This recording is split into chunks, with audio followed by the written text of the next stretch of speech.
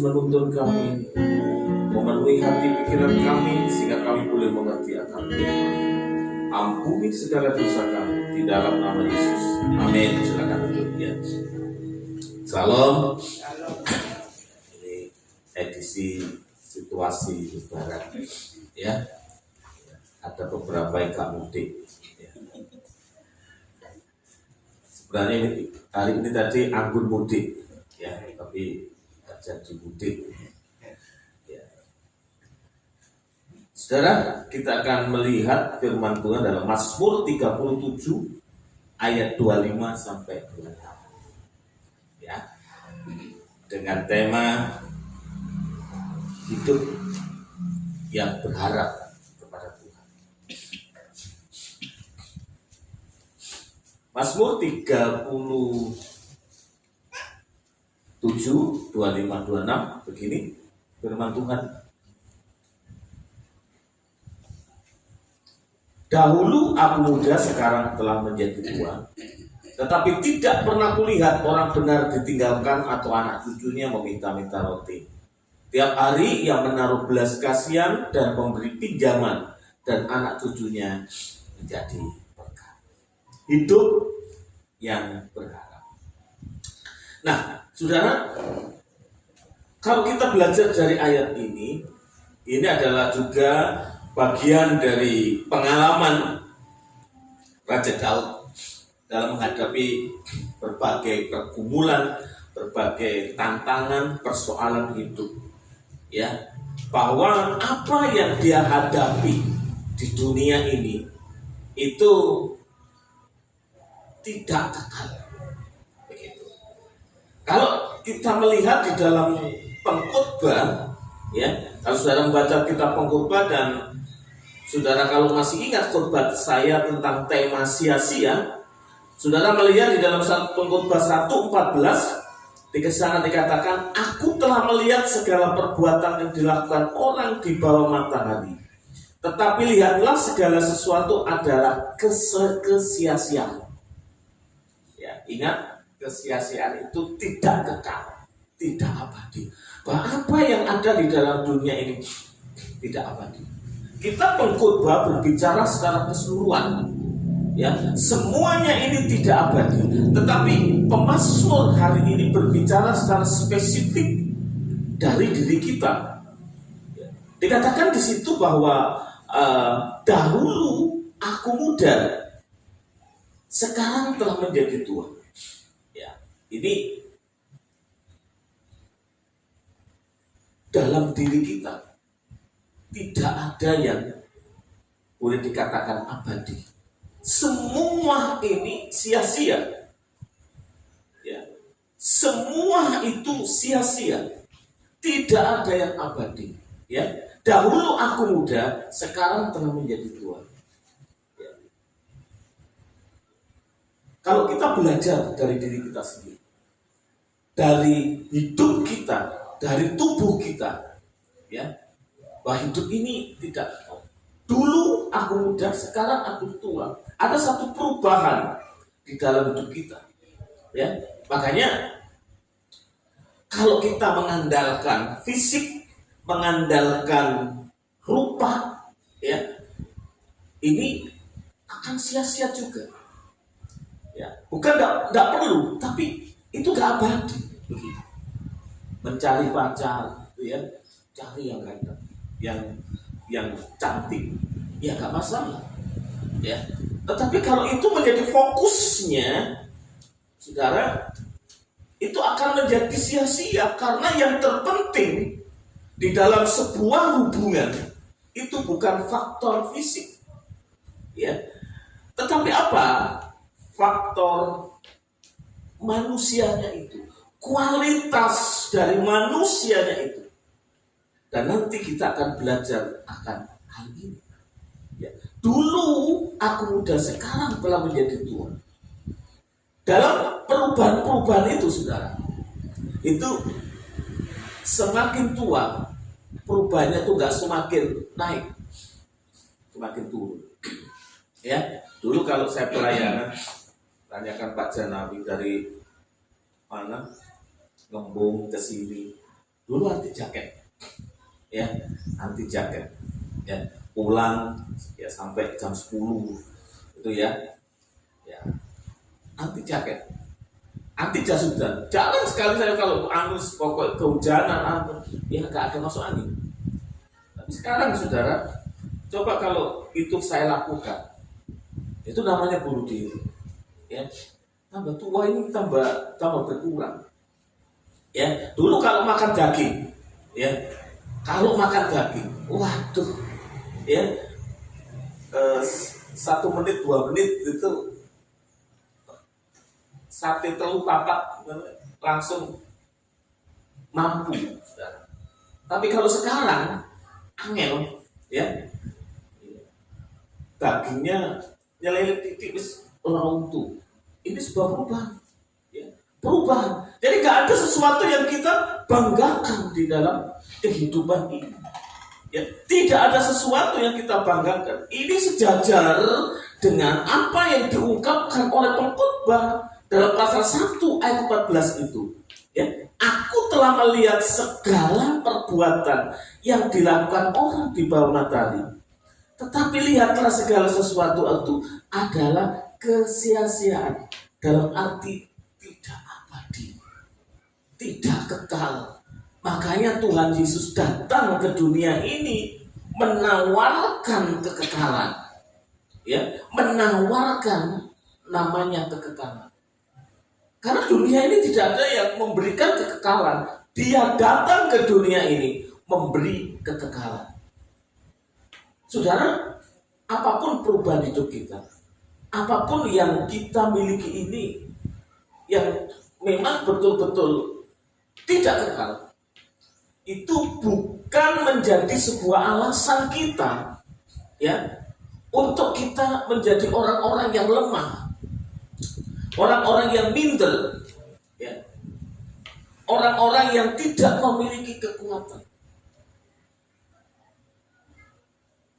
Dahulu aku muda, sekarang telah menjadi tua, tetapi tidak pernah kulihat. Nah, ini yang harus kita gumulkan betul-betul. Orang benar ditinggalkan atau anak cucunya memudarkan. Kita fokus kepada kata benar, ya, saudara yang dikasih Tuhan. Di dalam dunia ini tidak ada yang kekal. Tubuh kita nggak ada yang kekal, harta kita nggak ada yang kekal, ya. Kepemilikan kita juga nggak kekal, anak-anak kita nggak kekal, orang tua kita nggak kekal. Suatu saat kita akan ditinggal. Pertama ditinggal nikah, ya. Kedua kita yang meninggalkan mereka, ya. Nggak ada orang tua itu tambah lama tambah muda, nggak tambah tua. Tinggalkan mereka. Orang tua kita itu nggak kekal, ya. Dia akan tinggalkan kita, ya. Dan kelemahan kita pun juga tidak kekal. Semua itu tidak kekal. Kelebihan pun juga tidak kekal. Semuanya tidak kekal. Baik apa yang menjadi kelebihan kita atau menjadi kekurangan kita, itu tidak kekal. Dan itu jangan dipusingkan lagi. Selama kita hidup benar, ya, selama kita hidup benar, berbicara sesuatu yang tidak kekal di dunia ini, Tuhan Yesus memberikan kekekalan. Yaitu apa? Hiduplah di dalam kebenaran dengan percaya kepadanya. Akulah jalan, kebenaran, dan hidup. Ya, harus jelas katakan, akulah jalan, kebenaran, dan hidup. Kalau kita hidup benar, memilih apa yang benar, ya, memilih kebenaran, ya. Apa sih itu kebenaran? Kebenaran itu sadik, ya.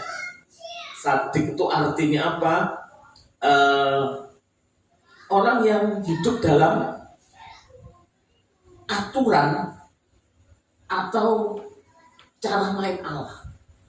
Orang yang hidup di dalam aturan atau orang yang hidup di dalam hukum Tuhan. Jadi kalau kita hidup di dalam hukum Tuhan, kalau kita hidup dalam cara Tuhan, kehendak Tuhan, Maka saudara, jelas dikatakan, tidak pernah kulihat orang benar itu ditinggalkan atau anak cucunya itu meminta-minta roti. Dalam pemahaman Daud di sini jangan dipahami begini, bahwa orang yang benar itu tidak bisa mati kelaparan. Jangan dipahami seperti itu. Orang benar bukan berarti tidak pernah mengalami kekurangan. Jangan dipahami itu. Tetapi kata ini, saudara-saudara yang dikasih Tuhan, terletak di dalam kata kulihat. Tidak pernah kulihat orang benar itu ditinggalkan atau anak cucunya meminta-minta roti. Ya, orang benar itu bisa kekurangan. Tapi orang benar itu, saudara, ya, hidupnya akan mampu mengatasi kekurangan. Hidupnya akan mampu menghadapi berbagai keterbatasan. Ya. Kita ini, saya bersyukur hari tahun ini. Ya memang setiap tahun itu bersyukur, sudah. Tiap tahun, tiap hari saya bersyukur. Tahun ini kalau kita melihat ya keterbatasan kita, tidak mungkin kita ini bisa sampai ini berbagi kasih gitu ya, nggak mungkin bisa. Apalagi nominalnya tinggi ya, 8.800.000. Itu yang sifatnya barat, belum yang ke janda, yang sifat uang itu belum begitu, belum sampai segitu ya. Kalau dihitung semua itu hampir 10 gitu ya, hampir 10. Di tengah-tengah keterbatasan ini, ya kita ini memiliki apa sih? Kasnya juga berapa, persembahan Anda berapa ya. Tetapi gereja kita mampu menjadi berkat di tengah-tengah kondisi seperti ini ya. Kenapa saya berprinsip begitu? Selama kita hidup benar, ikut aturan Tuhan, gitu ya, ikut aturan Tuhan, bukan aturan kita. Kadang kalau aturan kita itu begini, tergantung begini, tergantung kondisi kita, ya, tergantung kondisi kita. Contoh kalau ikut aturan kita itu begini, orang mau memberi, itu tergantung kita punya atau tidak, ya. Tapi kalau kita nggak ikut aturan kita, tapi ikut aturan Tuhan, ya. Karena orang yang beriman itu harus melakukan perbuatan baik, dan ketika kita punya kerinduan memberi, kerinduan menjalankan iman. Nah, saudara, kerinduan untuk melakukan perbuatan iman dari yang tidak bisa menjadi bisa. Begitu. Dari yang tidak bisa itu menjadi bisa. Kenapa orang dalam hidupnya itu cuma terkungkung begitu dalam keterbatasannya saja ya. Dia tidak mengalami mujizat sedikit pun, tidak mengalami perubahan sedikit pun. Kenapa? Karena ya dia hidup di dalam aturannya sendiri. Dia tidak hidup di dalam aturan Tuhan. Saudara, ini tidak ngomong jemaat saja, tapi orang-orang yang menyandang gelar imam, ya, kalau hidupnya itu menggunakan aturan sendiri, dia nggak malah hidup dalam keberkatan. Ya, berapa banyak orang sekarang ini begini, ya, mengejar jabatan PDP, PDM, ya, bahkan pendeta.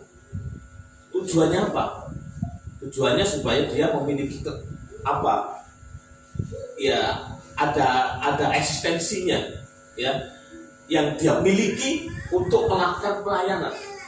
mendoakan orang, ya, supaya dapat berkat, begitu, ya. Dan banyak hamba-hamba Tuhan yang berpikir dengan caranya sendiri, ya, sehingga di dalam mencari berkat itu berpikir dengan cara-cara yang salah. Ketika khotbah itu ya, itu nakut-nakuti jemaat, gitu ya.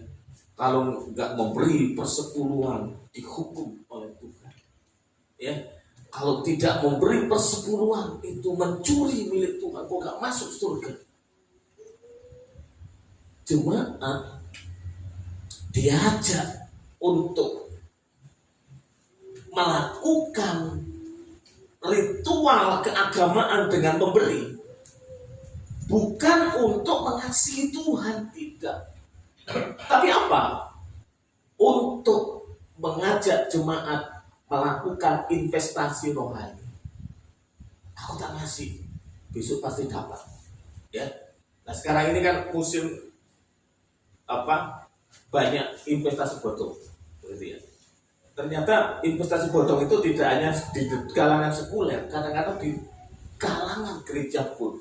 Saya tuh miris sekali ketika melihat khotbah-khotbah yang mengajak jemaat yang memberi, bukan karena mengasihi Tuhan, ya, tapi memberi tujuannya untuk apa? Tujuannya ya karena supaya pendetanya banyak uang. Gitu. Memberi, ya, mengiming-imingi investasi itu tadi. Nek kau memberi, rumah tanggamu diberkati, ini diberkati. Ya. Kalau pikiran kita ke sana, berarti apa? Kita sedang nyokok Tuhan. Kita sedang melakukan investasi yang salah. Ya, Tuhan kok disokong. Tuhan tuh memberkati kita, ya, tanpa syarat apapun. Tuhan mengasihi kita tanpa syarat apapun. Kalau kita mengasihi Tuhan, memberi. Soal berkat jangan dipikirin. Ya. Soal berkat jangan dipikirin. Berapa banyak sekarang itu mulai investasi rohani yang bodong seperti itu. Ya. Ini kenapa? Ini karena oknum pembicara hamba-hamba Tuhan yang ingin apa? Memperkaya diri sendiri. Ya. Memperkaya diri sendiri. Kenapa? Dia hidup dalam aturan sendiri, dia tidak mengalir dalam aturan itu. Dalam seminggu ini saya khotbah 3 kali, 1 bulan ini. Beberapa hari yang lalu khotbah di satu persekutuan ibu-ibu, ya, dan ya ibu-ibu. Ya gerejanya cukup bagus gitu ya. Saya pelayanan di situ belum duduk, Tuhan semua bilang, Tuhan bilang nanti PK-nya jangan diambil. Allah, jauh sekali ya. Saya juga butuh untuk apa? Untuk ini parsel gitu ya, secara logika kan, bukan untuk diri saya sendiri. Nah kalau saya ikut aturan saya ambil. Ya, saya sampaikan kepada pembina komisi wanita itu, saya bilang, maaf ya, ini saya terima, saya kembalikan ke situ. Salah satu pengurusnya, kalau nggak salah, bilang, iya Pak, terima kasih. Kami baru persekutuan ini Pak, gak ada dana. Tapi kok Bapak, peka ya. Ya kan, sudah. Saya baru persekutuan, begitu. Ya. Lah kalau saya ikut aturan saya sendiri, lalu saya juga butuh gereja, aku butuh. Ikut aturan sendiri. Sudah, ya saya terima. Memang hidup ikut aturan Tuhan itu kadang-kadang gak masuk akal, gila nih. Ngeri-ngeri sedap gitu. Makanya saya ini saudara punya buku siluman. Ada banyak orang yang ngomong, Pak kok jenengan siluman lah, sasaku loh, Pak jenengan nopo. Orang itu kalau memberi ke saya itu ya, tak capti. Ya, tak capti. Bukan untuk saya publikasikan, enggak, tapi saya pakai untuk pekerjaan Tuhan. Ya. Nah, kondisi seperti itu saudara, saya ini di ini diajari dulu pada waktu saya lainnya di gereja dulu. Itu ada orang, tahun berapa itu saya diajar seperti itu, 98. Ada orang ngasih uang saya, Pak, pendeta Iswanto ya, ini uang 250 untuk Bapak. Masih belum ada nikah, ya, Theo masih kecil, ya. Wah, uang segitu saudara belum moneter tuh ya. Oh banyak, senangnya setengah urip saudara, ya. Mau gajian tuh gak sampai semono, ya. Tak pakai. Nggak tahunya beberapa minggu ibadah di gereja di mana saya ini cerita, saya titip persembahan ke Pak Is. Waduh, zaman dulu 250 itu mahal, banyak. Nah dari situ saudara saya melakukan apa? Saya komitmen apa saja yang saya terima dari siapapun, selama saya tidak melakukan kegiatan apapun. Artinya orang ngasih, ada berkat Pak, itu saya kumpulkan. Makanya ini saudara, di parsel ini silumannya muncul. Dananya kalau tanda kutip sampai 3 juta. Ya, kalau ikut aturan saya, wah, ya, saya enggak mengalami mujizat apa-apa. Tapi orang benar itu selalu hidup dalam aturan Tuhan. Jangan pakai aturan sendiri kalau ingin diberkati. Ya. Tidak pernah kulihat. Apa kulihat itu? Dari kata ra'ah yang mempunyai pengertian apa? Yang pertama, apapun masalahnya, orang benar itu pasti bisa menikmati. Ya. Ini kata ini sejalan dengan Yesaya 44 ayat 16. Ya. Baca saudara untuk Yesaya 44. Kalau saya nggak salah catat ini 44 ayat 16. Ya. Setengahnya dibakarnya dalam api. Betul ya. Yesaya 44 ayat 16. Setengahnya dibakar dalam api dan di atasnya dipanggilnya daging. Lalu ia makan dagingnya yang dipanggangnya itu sampai kenyang. Ia memanaskan diri sambil berkata, aku sudah menjadi panas. Aku telah merasakan kepanasan api ini. Jadi kata itu sama penggunaannya. Ya, apapun masalahnya itu orang benar pasti bisa menikmati. Bisa nggak kita menikmati masalah? Susah ya. Menikmati masalah itu susah, saudara. Ya, gak nikmat, gitu. Mana ada masalah nikmat itu? Bagaimana kita menikmati masalah? Yang gak nikmat. Tapi orang benar itu selalu, makanya di sini tadi dikatakan tak pernah kulihat. Kata lihat itu ra'ah. Yang punya pengertian apa? Itu tadi, apapun masalahnya, orang benar pasti bisa menikmati. Itu. Orang benar itu gak gampang down gitu. Gak gampang menyerah. Apalagi gak gampang bimbang, gak gampang ragu. Ya. Orang benar itu bisa menikmati. Kenapa demikian? Kenapa? Karena orang benar itu berserah. Kalau saudara melihat di dalam ayat 5, di dalam Mazmur 37 tadi, ya. Mazmur 37 tadi, saudara, di dalam ayat 5, itu ya.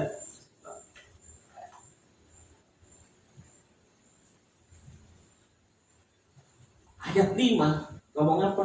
Serahkanlah hidupmu kepada Tuhan dan percayalah kepadanya, ia akan bertindak. Berserah. Orang benar itu selalu berserah. Berserah itu seperti dari kata galala.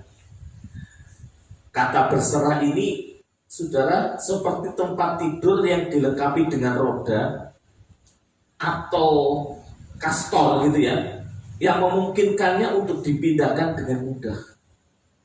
Jadi berserah itu seperti itu.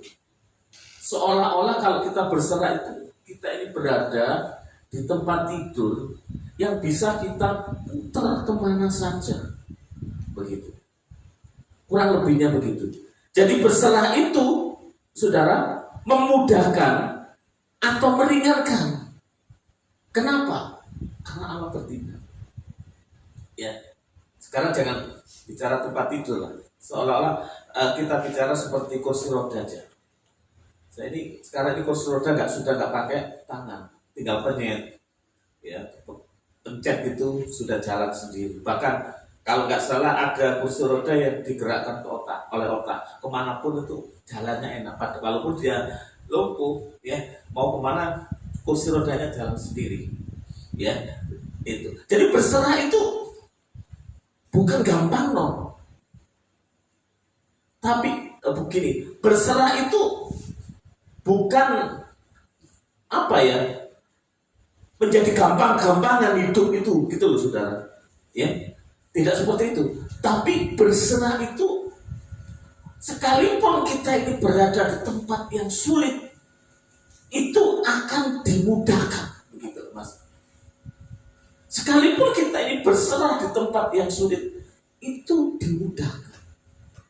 Bukan menghilangkan sulitnya, enggak. Bukan menghilangkan penderitaannya, enggak. Ya, tapi dimudahkan. Gitu. Saudara, orang itu bisa menikmati pedes. Walaupun mari mangan pedes ngono, ya, seperti sakit. Tapi ada orang kapok dengan pedes, ada. Ya, nek Lombok larang ngamuk. Ya, Lombok larang dulu ngamuk. Lombok larang sampai ini kisah kilo sampai ngamuk. Tapi nek kepedesan bisa tengilau. Tetapi banyak orang yang masih menikmati pedes, begitu. Dan tahu itu kan gak pedes ya saudara. Tahu biasa, tahu panganan ngono ya gak apa-apa. Berapa banyak ya kita pun semuanya ambil tahu, cari lombok ini. Ini cari penderitaan. Ya, padahal kok mangan tahu tok gak ngowet. Pedes gak ngono. Tapi perlu lombok. Saudara, hidup ini kadang kita ini nggak mau, namanya ujian, penderitaan itu nggak mau. Padahal sebenarnya kalau orang hidup di dalam kebenaran, ngerti janji-janji Tuhan, penderitaan itu nggak dibuang, nggak ada, kesulitan tetap ada, tapi tetap kita dimudahkan untuk melakukan sesuatu, meraih sesuatu itu. Apapun masalahnya, orang benar pasti menikmati. Kenapa? Karena orang benar itu berserah. Karena orang benar itu juga bersandar. Seperti ayat 7 dikatakan, berdiam dirilah di hadapan Tuhan dan nanti kala dia, jangan marah karena orang yang berhasil dalam hidupnya, karena orang yang melakukan tipu daya. Berdiam dirilah di hadapannya dan nanti karena dia. Saudara, di sini, ya, berdiam diri atau beristirahat, ya. Artinya beristirahat di sini, datanglah kepada Tuhan, tenangkan dirimu bersama Tuhan, maka apapun masalah yang kita hadapi bisa terselesaikan. Saudara yang dikasih Tuhan, ya, iman itu memang nggak bisa ditolak. Nek dosa iso. Dosa itu, bapak yang ngombe, ya, anak kasih ngombe. Bapak beriman, jarang sekali anak yang beriman itu jarang. Seringkali seperti itu. Ya.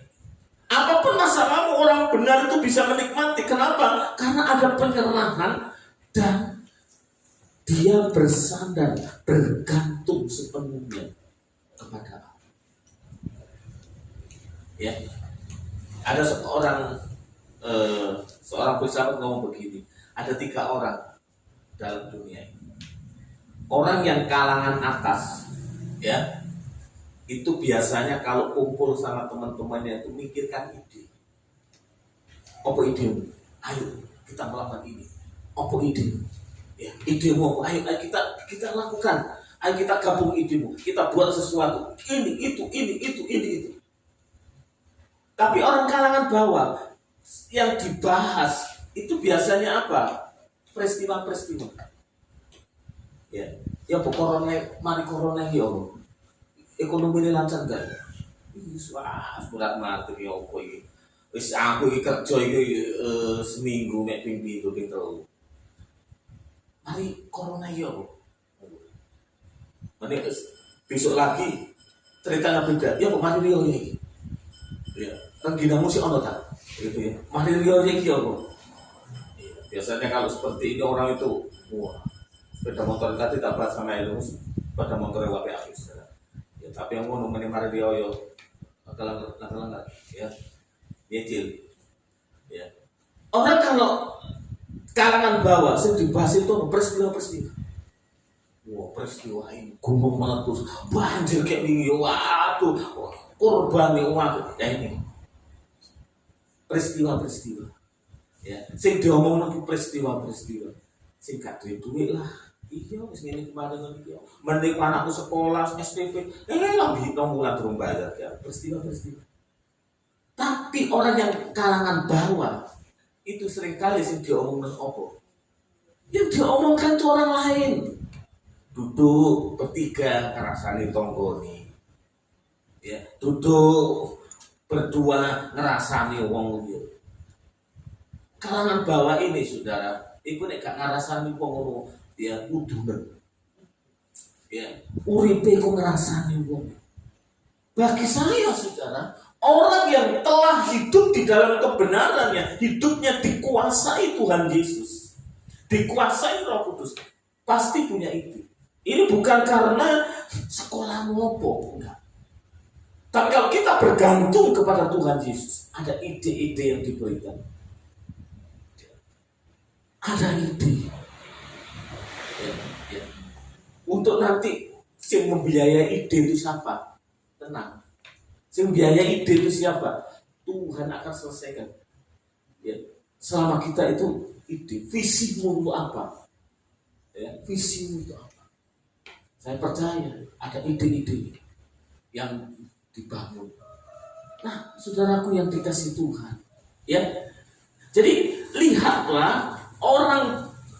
Tak pernah kulihat orang benar meminta-minta. Makna lihatlah itu artinya apa? Apapun masalahmu, orang benar pasti bisa menikmati. Yang kedua, kata ra'a atau lihat itu bukan hanya apapun masalahmu orang benar pasti menikmati, tapi juga melihat dengan pandangan atau persepsi yang benar. Artinya apa sih? Apa sih persepsinya? Gini loh saudara maksudnya. Ketika kita melihat sebuah masalah, apa persepsimu, pandanganmu terhadap masalah itu? Ya, apa persepsimu? Orang benar selalu memiliki persepsi yang benar tentang segala sesuatu yang Tuhan izinkan. Jadi nggak ngamuk disik menurut. Kok ini? Saya tahu Tuhan punya cara. Dan saudara, sekarang ini musuh itu bukan orang-orang yang tak percaya, tapi musuh itu orang-orang yang sama-sama percaya Tuhan. Orang melihat PKS kok wena gitu. Soke wo tak akhir tahun yo melaku ya statusnya jemaat yo nang villa yo sing wo sing jengking sing meliri sing bewe sing anu ya itu kadang-kadang ada orang yang cari-cari gitu itu sopo sih biayai sih begitu loh iya ada seperti itu ya dan kok dipengaruhi itu ada. Orang-orang gereja itu pun sudah herannya juga, ya. Tapi kalau kita melihat persepsi itu, ya, seperti Tuhan, seperti firman Tuhan, sumur siji ditutup, sumur loro buka. Kalau kita punya persepsi yang benar seperti itu, saudaraku yang dikasihan, ya, kita akan enak hidup ini, ya, akan enak. Orang itu tenang loh sekarang, betul, ya. Itu jangan bergantung dompet, itu jangan bergantung duit, ya. Tapi hidup itu harus bersandar kepada Tuhan, sehingga ketika kita melihat semua persoalan hidup kita bisa melihat seperti Tuhan melihat. Seperti Tuhan melihat. Ya. Lah kita ini milik Tuhan, saudara. Ya. Tadi kita sepakat di depan bahwa hidup kita ini ikut corone Gusti Allah. Makanya saya ini kan sering ngomong, urip iku aja mikiri urip, ya. Urip iku aja kanggo mikiri urip. Lah kok urip kok gak tau mikiri awakmu. Nek memang kudu mikiri, pikirono sing gawe urip. Apa sing gawe urip iku sing maringi uripmu saiki urip lho. Ya. Iku hubungan enggak? Ketika sing gawe urip iku delok iku tok. Awak Tuhan iku dilawat dhewe bunga, ya ampun. Anakku Budi Arjono sing nambah balong panggap. Senengane kok bersyukur lah. Berkah uripe kok percaya bahwa Tuhan iki. Kan lho. Aku delok anakku sing ndi sumber iku Tuhan melihat jenenge anggun, ya, dia punya prinsip seiman, kurang ganteng di kalah ganteng didik gak popo jo kalah ojo sampai kalah iman, kalah duit didik gak popo jo kalah iman. Tuhan itu delok ngono ku ya gak teko, bener saudara, lo bener, Tuhan itu Tuhan sing gak teko, ya. Jadi ayo, yang penting dalam hidup ini kita lihat masalah itu seperti sudut pandang Tuhan. Percayalah, ya, percayalah, ya. Segala sesuatu Tuhan izinkan. Allah turut bekerja di dalam segala sesuatu untuk mendatangkan kebaikan. Jadi kebaikan yang didatangkan. Ini yang harus kita lakukan. Apapun masalah itu yang mendatangkan apa? Kebaikan, titik. Jangan berpikir lain-lain. Kebaikan. Ada kesulitan persoalan itu sakit penyakit, kebaikan. Nek urip awak dhewe ngono. Tenang. Jadi tetaplah berharap kepada Allah di dalam segala situasi dan di dalam segala kondisi Anda. Tuhan Yesus memberkati. Pengumuman saudara ya, di grup itu ada tak tulis ya untuk persekutuan doa dan juga pengumuman lainnya. Silakan saudara-saudara bisa melihat sendiri di grupnya masing-masing. Tuhan Yesus memberkati.